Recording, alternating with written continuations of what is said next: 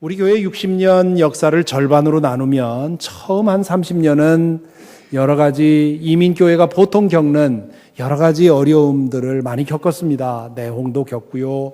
또 교회가 분열되는 아픔도 겪고요. 그런 여러 가지 어려움들이 있었는데 그 이후로 후반기 30년은 지금까지 심한 몸살 한번 겪지 않고 참 안정되게 그리고 은혜롭게 교회가 사역을 감당해 왔습니다. 거기에는 여러 가지 이유가 있겠지요. 그 중에 하나의 이유 중에 하나가 장기 계획입니다.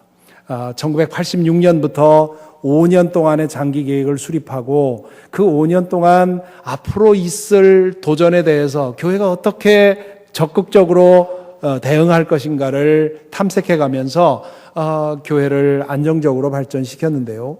이제 내년부터 6번째 장기 계획이 시작이 됩니다. 이제 좀 있다가 예배 끝나고 나면 그 장기 계획에 관한 영상을 보시면서 거기에 무엇이 담겨 있는지를 보게 되실 것입니다. 이제 10월 마지막 주에 이것을 여러분들에게 이제 이걸 어답트하는 그런 교회 총회를 하겠는데요. 그 전까지 문서도 읽어보시고 또 이 영상도 잘 보셔서 이 앞으로의 역사, 이제 6번째 장기 계획을 마치면 70주년을 기념해야 되는 그런 시기입니다. 그러므로 이 기간 동안에 정말 우리 교회가 발돋움할 수 있도록 그렇게 여러분도 참여해 주시고 주인이 되어 주시기를 바랍니다.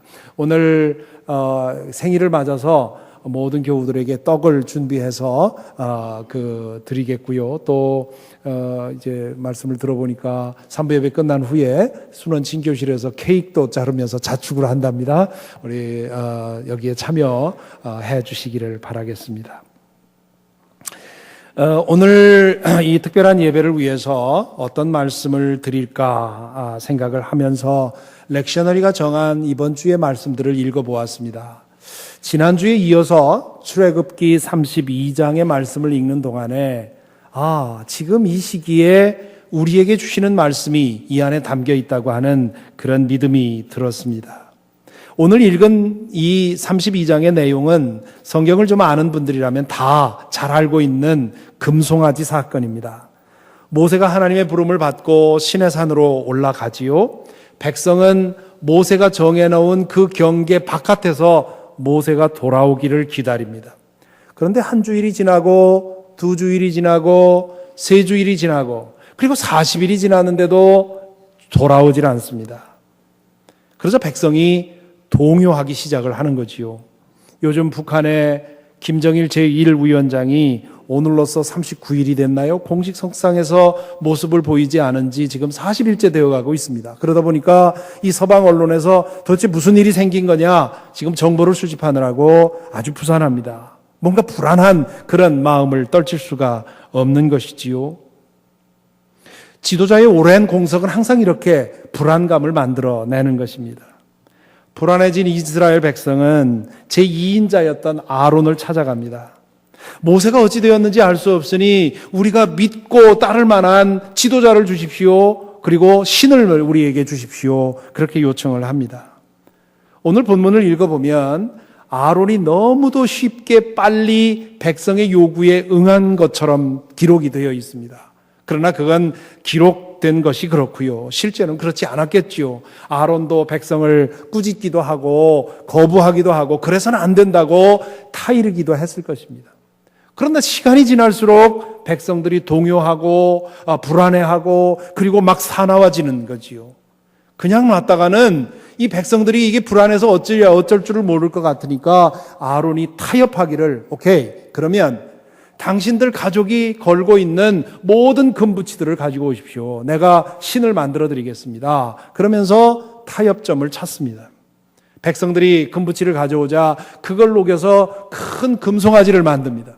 그리고는 그 앞에 단을 쌓고는 내일 우리가 주님께 절기를 지키자라고 백성들에게 얘기를 하는 것이지요. 여러분 이 5절의 말씀을 보면은 아론이 무슨 생각을 하고 있었는지를 짐작할 수 있습니다. 아론은 지금 주님의 절기를 지킵시다 하는 얘기는 하나님께 예배드리자는 얘기입니다. 그런데 지금 금송아지를 만들어 놓고 그 앞에 제단을 쌓아놨습니다. 그리고는 하나님께 절기를 지키자고 얘기를 하고 있는 것이지요. 아론은 하나님께 예배 드리면서 동시에 우상도 섬길 수 있다고 생각을 했던 것 같습니다. 그것은 마치 주일에 교회를 나와서 예배를 드리면서도 어떤 문제가 생기면 점쟁이한테 찾아가서 점을 치는 사람과 비슷한 일이라고 볼 수가 있습니다. 하나님을 아예 무시하고 우상을 섬기는 것도 잘못이지만 하나님을 섬긴다고 하면서 사실은 우상을 섬기는 것, 그것이 더 큰 문제라고 할 수 있지요. 지금 이스라엘 백성과 아론은 십계명의 두 번째 계명을 어기고 있는 것입니다. 지난주에 십계명에 대해서 말씀을 나눴는데요. 십계명이 아니라 10언지신 하나님의 10가지 말씀이라 그렇게 말씀을 드렸습니다. 613개의 계명 중에서 가장 중요한 계명 10개를 뽑은 것이 십계명인데 그 중에 넘버 2가 우상을 섬기지 말라 하는 계명입니다. 그만큼 중요한 계명이라는 말입니다. 이게 왜 이렇게 중요합니까? 얼른 생각해서는 알 수가 없습니다. 오래전입니다마는 어느 방송에서 기독교를 비난하는 그런 어느 학자가 나와서 십계명 이거 믿을 수가 없다, 이거 이해할 수가 없다, 그렇게 얘기를 하면서 그 증거로 드는 얘기가 넘버 2에 우상 숭배하지 말라고 하는데, 아니 그거 말도 못하는 우상 하나 만들어 놓고 그 앞에 절하는 게 뭐 그렇게 어려운 대단한 일이어서 그걸 넘버 2에다 올려놓느냐, 이게 말도 안 되는 그런 계명이라 그렇게 얘기를 하는 것을 보았습니다. 오늘 이 금송아지 이야기는 우상 숭배가 왜 넘버 2에 올라가 있는지 그것을 분명히 보여줍니다. 우상 숭배는 타락한 인간의 마음이 가장 쉽게 빠지는 잘못이고요. 그리고 인간의 존엄성에 대한 가장 심각한 배반이고요. 그리고 인간이 인간 스스로를 끌어내려서 인간 이하의 존재로 전락시키는, 스스로 하는 가장 쉬운 행동이기 때문에 그렇습니다. 피조물인 인간은 창조주 하나님을 망각하는 순간 하나님으로만 채워질 수밖에 없는 그 자리를 다른 것으로 채우게 되는데요. 그것이 바로 우상이 되는 것이고, 우리는 그 우상의 노예가 되어버리는 것이고, 그 우상의 노예가 되면서 우리의 삶은 망가지기 시작하는 것입니다. 이튿날 백성은 동이트자 아론의 제안대로 금송아지가 쌓인 그 금송아지가 놓인 제단 앞에서 주님의 절기를 지킵니다. 그 대목을 6절은 이렇게 적어 놓았습니다. 이튿날 그들은 일찍 일어나서 번제를 올리고 화목제물을 드렸다. 그런 다음에 백성은 앉아서 먹고 마시다가 일어나서 흥청거리며 뛰어놀았다. 여기 번제를 올리고 화목제물을 드렸다 하는 말은 이들이 먼저 여호와 하나님에게 제사를 드렸다는 말입니다. 그리고는 하나님에게 이제 제사를 바쳤으니 이제는 금송아지 옆에 둘러 앉아서 금송아지에 대한 제사를 드리게 된 것이지요. 여기 백성은 앉아서 먹고 마시다가 일어나서 흥청거리며 뛰어놀았다 이렇게 되어 있는데요. 여기 흥청거리며 뛰어놀았다라고 번역된 히브리 말에는 성적인 방탕이 암시되어 있습니다. 그러니까 지금 이 이스라엘 백성들은 금송아지 앞에서 이집트에서 보고 배운 대로 이집트 사람들이 그들의 신을 섬기는 그런 성적인 방탕에 빠졌다는 얘기입니다. 재미있는 것은 우리말의 흥청이라는 말도 바로 성적인 뉘앙스를 담고 있지요. 이조 시대의 연산군이 팔도에서 그 미인 기생들을 모두 모아서 그 궁궐에다 놓고 함께 즐겼는데 그때에 뽑힌 기생들의 이름이 흥청입니다. 흥청망청하다는 얘기는 성적으로 타락한다 그런 얘기입니다. 그러니까 원래 히브리 말과 우리 번역의 뉘앙스가 정확히 일치한다고 보는 것이지요. 하나님의 절기를 지킨다고 하면서 성적인 혼음의 그 습성을, 이 이집트의 습성을 그들이 행한 것이지요. 이 일로 인해서 하나님이 경노하십니다. 그리고는 모세에게 뭐라고 합니까? 9절 10절에 보면 나는 이 백성을 살펴보았다. 이 얼마나 고집센 백성이냐. 이제 너는 나를 말리지 말아라. 내가 노하였다. 내가 그들을 쳐서 완전히 없애버리겠다. 그러나 너는 내가 큰 민족으로 만들어주겠다. 이 말씀을 듣고 모세는 다행스럽게 여겼을 수도 있습니다. 왜냐하면 내가 이 백성은 다 쓸어버리겠지만 너만은 내가 살려줄 것이고 너를 통해서 큰 민족을 이루겠다고 말씀하고 있기 때문이지요. 그런데 모세는 이 말씀을 전혀 달갑게 여기질 않았습니다. 오히려 모세는 나 혼자 살아남는 거 아무 관심 없습니다. 하나님 이 백성 살려주십시오. 지금 저 밑에서 무슨 짓을 벌이고 있는지 나는 알지 못하지만 하나님 그래서는 안 됩니다. 그럴 수는 없습니다. 그러는 법 아닙니다. 그러면서 하나님을 붙들고 애걸복걸하는 것이지요. 얼마나 오랫동안 얼마나 절절히 얼마나 간절히 기도했는지 모릅니다. 하나님은 그 모세의 애청에 응답하시지요. 14절이 이렇게 기록하고 있지요. 모세가 이렇게 간구하니 주님께서는 뜻을 돌이키시고 주님의 백성에게 내리시겠다던 재앙을 거두셨다. 이 대목을 읽고 이런 하나님 어떻게 믿나.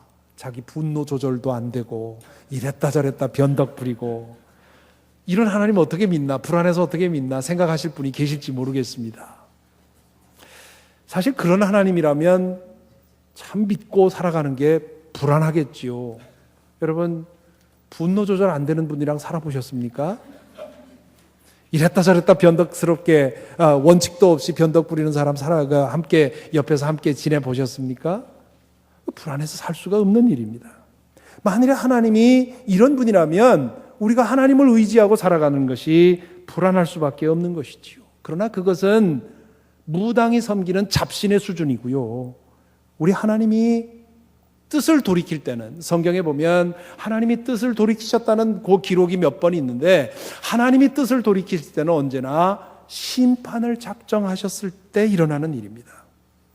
하나님이 이미 심판을 정해 놓으셨는데 인간의 눈물을 보고 회개를 보고 누군가의 간청을 듣고 그 뜻을 돌이켰다는 사실은 우리를 불안하게 하는 사실이 아니라 오히려 하나님을 믿고 의지하는데 더 안심하게 만드는 요소입니다. 하나님은 피도 눈물도 없이 자신이 정한 원칙에 따라서 행하는 분이 아니라 우리의 눈물도 보시고 우리의 아픔도 보시고 우리의 간절한 호소도 들으시는, 그래서 그것에 따라서 당신의 계획도 바꾸시고 당신의 마음도 바꾸시는 분이라고 하는 사실을 우리는 여기서 확인하게 되는 것이지요.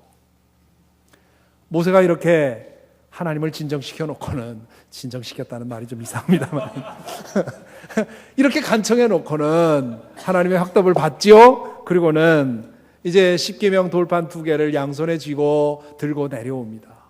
내려오는데 밑에서 아주 귀귀한 소리가 들립니다. 여호수아가 저거 노래하는 소리 같습니다. 그러니까 저거 노래하는 소리 아니다. 그러면서 내려가 보니까 그들이 벌이는 그 호는 파티를 보게 되니까 모세의 눈이 뒤집어지는 거죠. 한순간에 우리 보통 화가 터지는 것을 격발한다고 하는데요. 총 쏘는 것처럼. 그걸 보는 순간에 그의 분노가 격발하게 됩니다. 그러다 보니까 자기가 손에 쥐고 있는 것이 무엇인지 생각도 하지 못하고 십계명 돌판을 내던져서 깨뜨려 버리지요. 그리고 진에 내려온 모세는 금송아지를 갖다가 불에 태워서 그걸 빻아서 그걸 물에 섞어가지고 백성들에게 먹입니다. 그리고는 백성을 향해서 누구든지 주님의 편에 설 사람들 나오라고 그렇게 말하니까 레위 자손이 모두 그에게 나와 서지요. 모세는 레위 백성에게 아직도 정신을 차리지 못하고 호는 파티를 벌이고 있는 저들 닥치는 대로 가서 처치하라고 그렇게 명령을 합니다. 28절에 보니까 그날 목숨을 잃은 사람이 3,000명이나 되었다고 얘기를 하지요. 하나님의 분노를 진정시켜 놓고는 자신이 그걸 보고는 눈이 뒤집혀서 자신의 분노를 참지 못하고 이렇게 징벌을 하게 된 것입니다. 모세가 다시금 산에 올라가기 전에 제정신을 찾은 백성을 모아놓고 이렇게 말합니다. 이제 당신들은 큰 죄를 지었습니다. 그러나 이제 내가 주님께 올라가서 당신들을 용서해달라고 빌겠습니다. 그때까지 여기 회개하고 있으라고 얘기해놓고 모세가 시내산에 올라가서 하나님을 대면해서 이렇게 기도하지요. 슬픕니다. 이 백성이 금으로 신상을 만들므로써 큰 죄를 지었습니다. 그러나 이제 주님께서 그들의 죄를 용서하여 주십시오. 그렇게 하지 않으시면 주님께서 기록하신 책에서 저희의 이름을 지워주십시오. 뭐 이 두 문장하고 기도가 끝났겠습니까? 많은 기도를 하셔야 했겠지요. 핵심 내용이 이런 거라는 뜻입니다. 저는 오늘 이 말씀을 준비하고 묵상하면서 모세가 선 자리에 주목하게 되었습니다. 모세는 지금 하나님과 백성 사이에 서 있습니다. 하나님 앞에 가서 백성을 중보하고 그리고 백성 앞에 나와서는 하나님에 대해서 증언하는 그런 자리에 서 있는 것이지요. 모세는 한편으로는 하나님의 뜻에 자신의 인생을 바쳤습니다. 하나님이 그에게 전부였습니다. 또한 모세는 이스라엘 백성을 너무도 사랑했습니다. 그는 자신의 백성과 자신을 별개로 생각하지 않았습니다. 백성이 죽으면 나도 죽고 백성이 살아야 나도 산다고 생각을 했습니다. 마지막 기도할 때는 이 백성을 살려주지 않으시려면 차라리 나를 당신의 생명책에서 지우라고 말씀을 하셨지요. 이런 지도자를 가지고 있는 백성은 참 행복한 백성이지요. 그래서 모세는 하나님과 세상 사이를 부지런히 오고 갔습니다. 하나님을 대면해서는 그분의 뜻을 찾기 위해서 힘썼습니다. 그에게 맡겨진 과제는 자신의 뜻을 이루는 것이 아니라 하나님의 뜻을 이루는 것이므로 어떻게든 하나님의 뜻을 더 분명히 알기 위해서 늘 하나님 앞에 머물러 있기를 즐겼습니다. 또한 그는 그 하나님의 뜻을 가지고 백성을 대면하기를 주저하지 않았습니다. 백성 가운데 내려가서 그 백성들에게 하나님에 대해서 증언했습니다.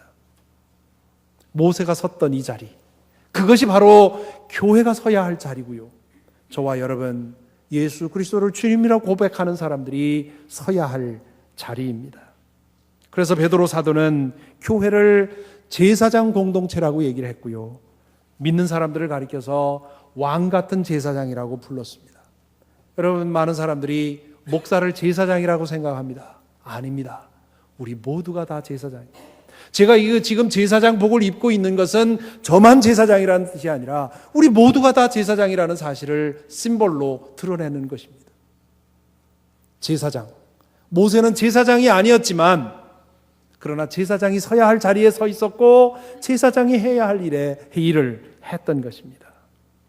마찬가지로 우리도 역시 모세의 자리에 서고 그 자리에서 세상을 향해서 하나님을 증언하고 하나님을 향해서 세상을 충보하는 그런 우리의 차명을 다해야 합니다.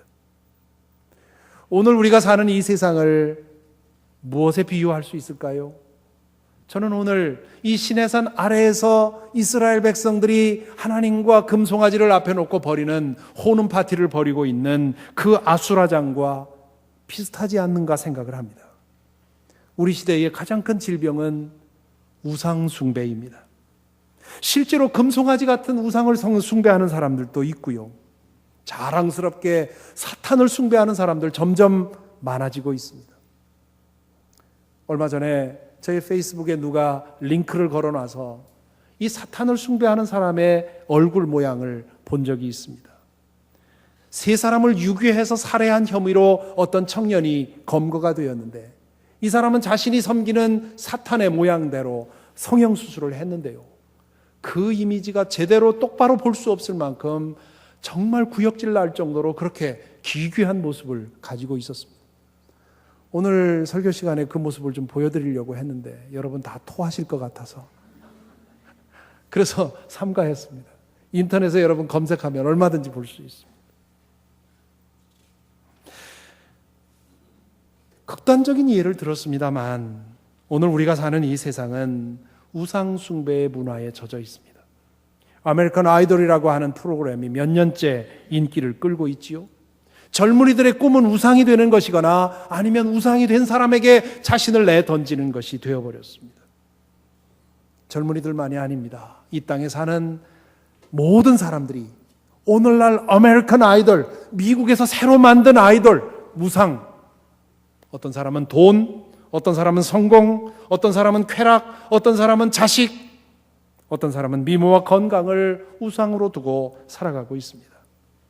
아론이 하나님께 제사를 드리면서 금송아지를 함께 섬겼듯이 믿음이 있다는 사람들도 교회 안에서 예배드리면서 우상을 섬기고 있습니다. 지금 이 순간 이 예배 자리에서도 앉아있는 여러분 중에도 품속에 금송아리 한 마리 담고 있는지도 모르겠습니다. 우상 숭배의 결과는 타락과 방종입니다. 이것은 절대불변의 법칙입니다. 우상 숭배 이퀄 타락과 방종입니다. 그래서 하나님께서는 우상 숭배를 넘버 2에 10계명의 넘버 2에 그걸 랭크시킨 것입니다. 이 공식이 오늘 이스라엘 백성이 금송아지를 만들고 타락했던 방종했던 그 이야기를 통해 입증되었지요. 오늘 우리가 사는 이 세상에서도 이 공식은 그대로 통하고 있습니다. 아침 저녁으로 읽고 보는 뉴스에서 우리는 우상 숭배의 결과로 빚어진 타락과 방종을 매일같이 확인하게 되고요. 때로는 그 타락과 방종의 형태가 너무도 잘못되어 있어서 때로는 욕지기도 느끼고 구역질도 느끼는 건 아닙니까? 우상 숭배의 핵심은 좋은 것이 좋은 거라는 겁니다. 좋은 것은 자기 자신에게 쾌락을 주는 것을 말합니다. 나에게 쾌락을 주는 것이면 아무 것이든 좋다. 그게 우상이어도 좋고 사탄이어도 좋고 악령이어도 좋고 점쟁이어도 좋고 무엇이든 지금 나를 행복하게 해주면 그것이 나에게 가장 좋은 것이라고 생각하는 것, 그것이 우상 숭배로 이끄는 철학입니다. 오늘날 그 철학이 거의 모든 사람들을 삼키고 있습니다.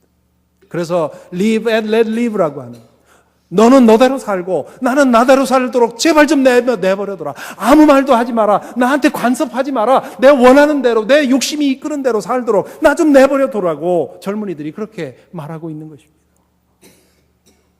지난주부터 예배 시간을 지키자고 하는 그런 얘기를 목사님이 하고 있습니다. 어린아이들, 특히 티네이저들 반항심이 심하고 또 사춘기를 지나고 있는 아이들 데리고 교회 나오는 거 쉽지 않은 일인 거 저도 겪어봐서 압니다. 그렇지만 이것이 얼마나 중요한 싸움인 것 알아야 됩니다. 오늘 이 시대에 신앙을 지키는 것은 문화와의 싸움입니다. 우리 세속 문화와 얼마나 우리가 잘 싸워 이길 수 있느냐에 따라서 우리 아이들이 우상 숭배에 빠지지 않고 참된 진리를 발견하고 그 진리 안에서 자신의 삶을 찾아갈 수 있도록 만들 수 있을 것입니다.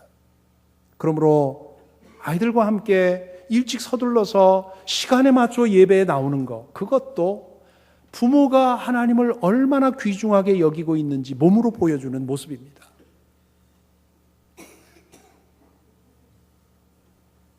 그러한 모델을 자녀들에게 보여줌으로써 자녀들이 엄마 아버지에게 이렇게 중요한 분이라면 나의 삶에서도 중요할 수 있겠다고 하는 그런 생각을 하게 해주는 것, 이거 매우 중요한 일입니다. 아이들이 내 품을 떠나기 전에 하나님을 내 아버지라고 주 예수님 그리스도를 내 주님이라고 고백하는 그런 인격적인 관계가 만들어지지 않으면 우리는 나중에 크게 그 잘못에 대해서 후회할 때가 올 수 있습니다. 그러므로 여러분 자녀들이 더욱더 하나님 안에서 자랄 수 있도록, 그리고 그 안에서 부모의 품을 떠나기 전에 하나님을 주님으로 만날 수 있는 그런 기회를 제공해야만 됩니다. 그렇지 않으면 우리 시대의 사고에 빠져서 우상 숭배에 흐르게 될 것이고 그 우상 숭배는 필경 타락과 방종이라고 하는 결과로 맺어지게 될 것입니다. 하나님은 당신을 믿는 사람들을 이 세상에서 불러내셨습니다.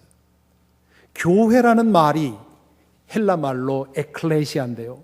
이 에클레시아라는 말은 에크라고 하는 접두사와 칼레오라고 하는 말이 합쳐져서 만들어진 말입니다. 에클레시아 교회는 어떤 곳이냐 하면 이 세상으로부터 불러낸 그런 존재들을 말합니다.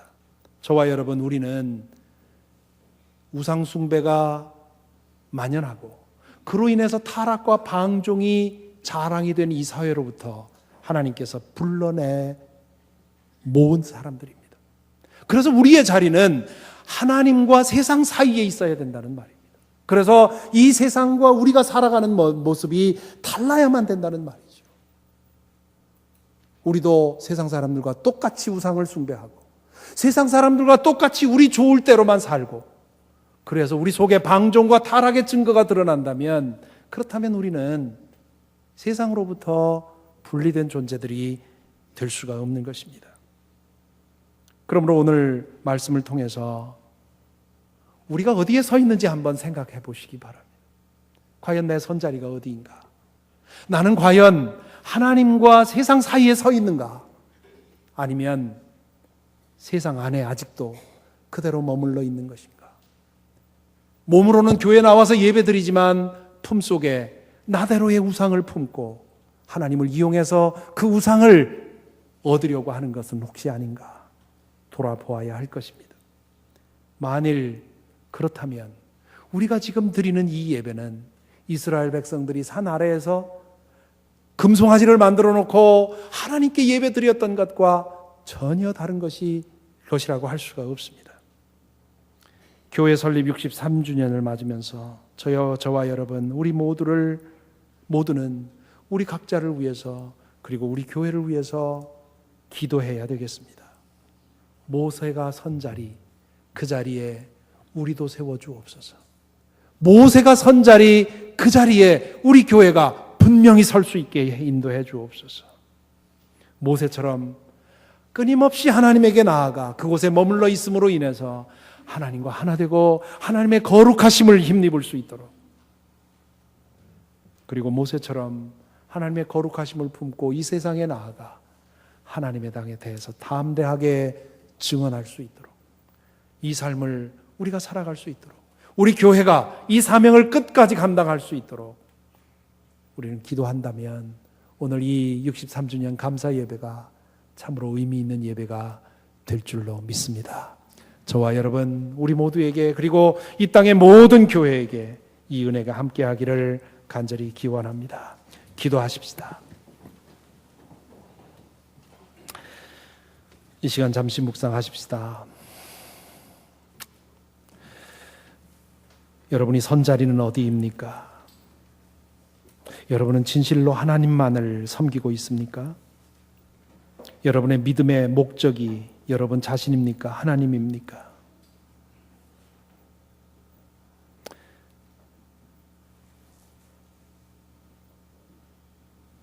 교회 63주년을 맞으면서 교회를 향해서 무엇을 구하십니까? 교회가 어찌 되었든 나만 괜찮으면 된다는 생각 혹시 가지고 계십니까? 교회를 위해서, 하나님의 교회가 온전해지기 위해서 내가 무엇을 위해 헌신하고 무엇으로 주님께 영화롭게 하고 있는지 돌아보시기 바랍니다.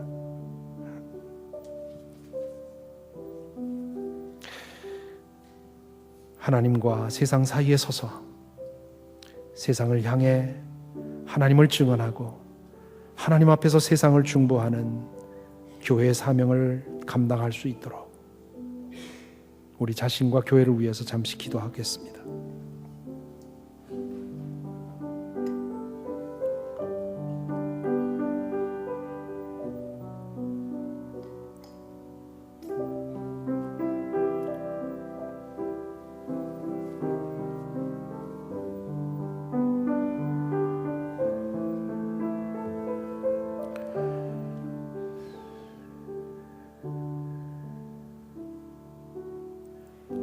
교회의 머리이신 주님, 63년 동안의 은총에 감사드립니다. 이 역사 속에 기도와 땀을 더한 이들을 기억합니다. 하늘의 은총을 베풀어 주시옵소서. 지금 이 역사에 참여한 모든 성도들을 위해 기도드립니다. 모세처럼 주님 앞에서 세상을 중보하고 세상 앞에서 주님을 증언하는 제사장으로 살게 하여 주옵소서. 우상 숭배의 세상에서 주님만을 온전히 섬기고 타락과 방종을 자랑하는 세상에서 거룩하게 살아가도록 인도하여 주옵소서. 예수 그리스도 이름으로 기도하옵나이다.